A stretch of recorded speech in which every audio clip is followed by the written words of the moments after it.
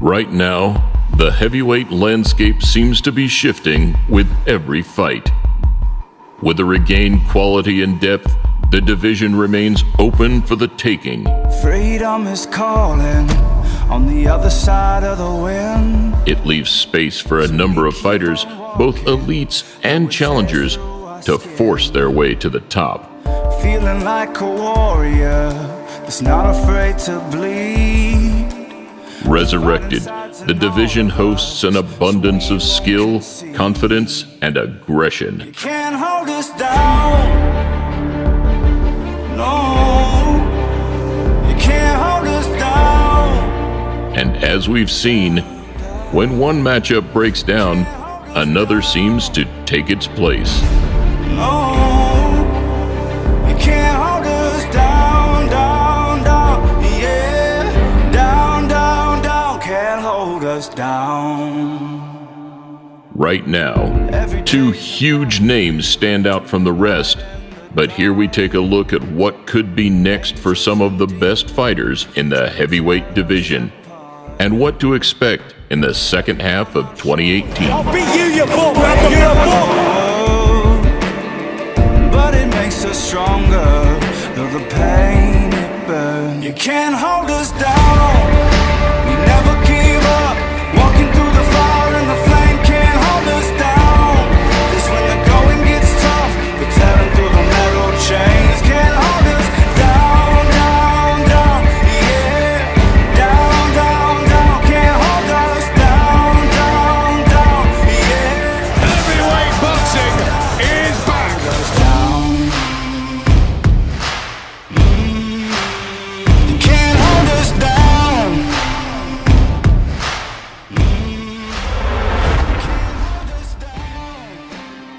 After a big weekend for British boxing at the O2 Arena, we saw one of the hottest heavyweight contenders make his intentions clear. Can't hold us down. Tipped as the slight underdog going into his fight against Joseph Parker, Dillian Whyte was at a make-or-break stage in his career. Back comes White, and down goes Parker in the second round. Despite their best efforts to secure a Wilder fight earlier in the year, Whyte has now proven himself against world-level opposition. Still a lot more to come, still a lot more learning to do, still a lot more physical and mental development. I'm ticking all the boxes slowly but surely, and it's coming together.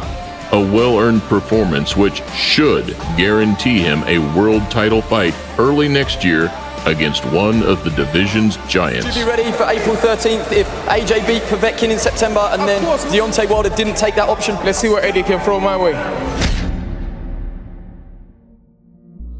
Also, after his third fight on British soil, Joseph Parker has every right to hold his chin up high, and being just 26 years of age, there is every possibility he could come back to make a statement. But to be the best, you have to beat the best. And that's exactly what Tyson Fury did back in 2015. When he went to Klitschko's backyard, did you see that? I did see that fight. Took him to school. And 18 months later, Anthony Joshua had life and death with him. History does not lie. History says all old champions move over for the new ones. I am the new one. And as expected, he's at it again. Then I'll come for Wilder because Joshua's out, so I'll apologise for him. And Eddie Hearn, no balls. I'll go over to America and I'll fight him and knock him back out. He recently came out of nowhere after Joshua's negotiations broke down to put himself as the front runner for an upcoming Deontay Wilder bout. Over the years, we've got closer and closer. I still want to whip his ass too. I really do. I haven't forgot about him. After talks between Joshua and Wilder went round and round in circles, a showman and no-nonsense character like Fury could add a touch of spice to the division to really get things moving. Guess who's back? It's 99% done, as far as I'm concerned. There's no arguments over money, splits, promoters, nothing. It's how real men do it. We do the business, straight to it. Slimmed down and confident, the Gypsy King seems to be taking things more serious than ever. And let's remember, since the 6'9" Brit is still only 29 years of age, There's no reason Tyson Fury can't destroy the whole Joshua Wilder fairy tale altogether. I was speaking to Roy Jones recently, and he said, if you can't come back and wipe the floor of all these bums, he said, you must be a bum yourself. And I said, right, it's a deal, it's on. Expected to take one more warm-up bout in 2018, Fury and Wilder is rumored to be possible even before the end of the year. I think that Fury looked wretched in his most recent fight. I don't think he looked capable of fighting on the Joshua Wilder level. I would have to favor Wilder to find a moment in the fight when he lands a right hand. But there's a right hand, he turns his back, down goes Molina! Promoters and money proved to be the downfall to negotiations between the two big hitters in the division earlier this year. All the terms that were agreed by Wilder has been papered for the April the 13th bout, signed by us and sent to him, so he's just got to add his ink. You know, cut the bullshit, it's signed now, all you got to do is sign it, it's done. Though Povetkin stands a very worthy opponent for the heavyweight king. What are you going to do to make sure you don't take the eye off the ball for Alexander Povetkin, who is a dangerous mandatory challenger? I'm already doing it. It's not what I'm not going to do, it's you should ask me what am I doing to keep my eye on the ball. With Wembley booked for April 2019, Joshua claims he will fight Wilder next year regardless of his outcome in September. Though a shock result would really open things up. This fight will be all about experience. I am aware that Anthony Joshua is a world champion, but we've been training hard and we're ready for this fight. An opportunity of a lifetime, Povetkin has the chance to pull off what so many failed to do. Strong and durable, September the 22nd, we can expect fireworks.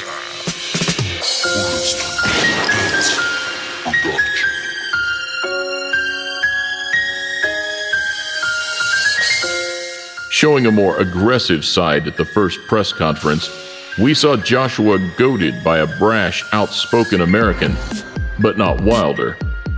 Instead, Gerald Baby Miller looked to put himself into the spotlight by taking a dig at the champion.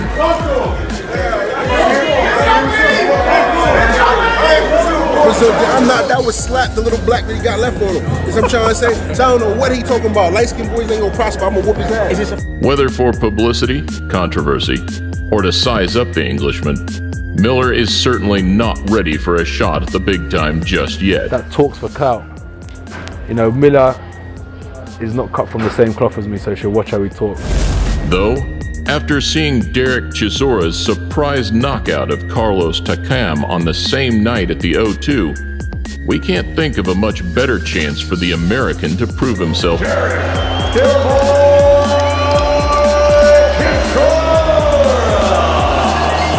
I beat him, you give me your purse against Tony and your TV rights. Well, I will fight Jared Miller's my boy. If there's money, if the money's right, it's gonna happen. I'm a real monster.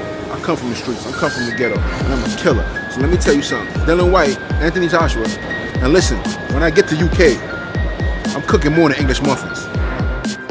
As fans of the heavyweight division, we've heard it all before. And right now, everything is speculation. But there comes a point when all the trash talk has to be settled in the ring. Ultimately, the long-term goal is to fight Joshua and Wilder and win the world titles back. The belts I never lost. I'm still unbeaten. I never lost a fight ever. I don't. Tyson Fury talks a lot of shit, man. I don't even listen to it. He's a good fighter, former champion, this and the other, but right now he's very deluded. We could even see the return of Luis Ortiz after his loss to Wilder to provide another hurdle for an up-and-comer like Dillian White. He's got a fantastic left hook. He's got huge hunger still, and he's got a wonderful team around him, a big team. But trash talk and arrogance aside, there is a huge mixture of fights to be made, and the next year in heavyweight boxing will be huge. Savage, brutal, beautiful brutality. Deontay Wilder claims the need for one champion, one face, one name. And come this time next year, we should be prepared to find out who that name is.